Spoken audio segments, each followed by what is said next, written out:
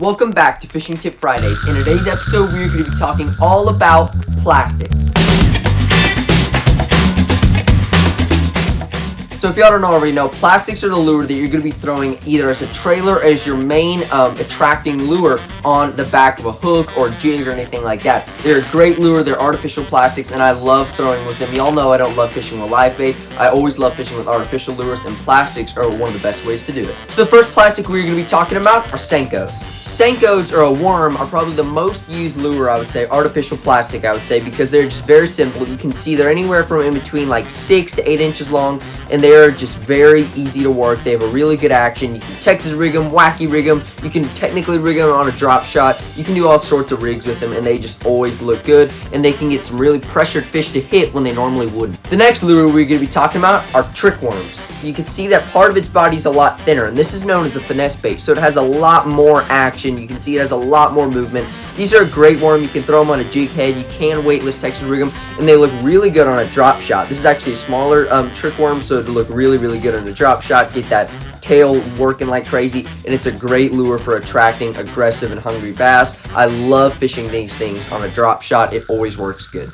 The next plastic we're going to be talking about is a classic lizard. Lizards are exactly what you think they look like. They are just a giant, this is a very big, realistic looking one, but a plastic that looks like a lizard. These are great to fish on beds at the spawn because lizards really do, salamanders and stuff, eat bass eggs, so fish get really ticked off by them and will eat them, so it's a great way to catch big fish during the spring.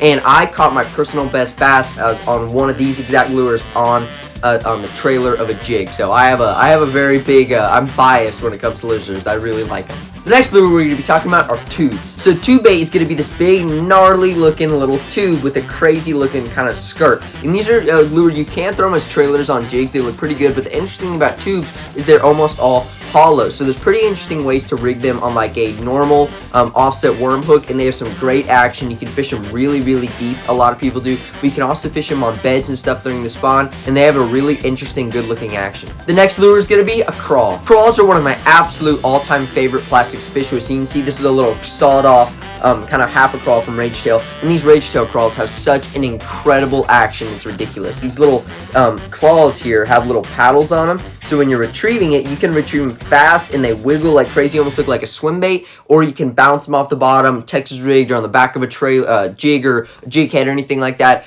And crawls are just one of my all-time favorite plastics. I always have some of these in my tackle bag. Now we have a speed worm. So speed worm looks very similar to a trick worm, kind of like a Senko, but a little bit longer, except it has a crazy looking tail. So this tail, just like speed worm sounds, it's meant to work a lot faster than a normal worm because this tail has a little spinning action, almost like a little propeller on the back of the lure. You can work them slow and stuff on Texas rigs, but one of my favorite things to do is throw a little jig head on a speed worm, retrieve it really fast on top of like grass mats and stuff, and when it gets in open water, this thing starts propelling, and you can pick up some really cool kind of topwater bites on a worm with that tactic. So definitely cool lure. That's all we got today. I hope you guys enjoyed it, and I hope you learned something. There are a ton of different plastics, and we'll probably go over some more kind of detailed brands and specific plastics down the road, but we just wanted to do a generic version first. So thank y'all so much for watching. I hope you enjoyed it. I hope you learned something. Until the next Fishing Tip Friday or Fishing Adventure, peace out.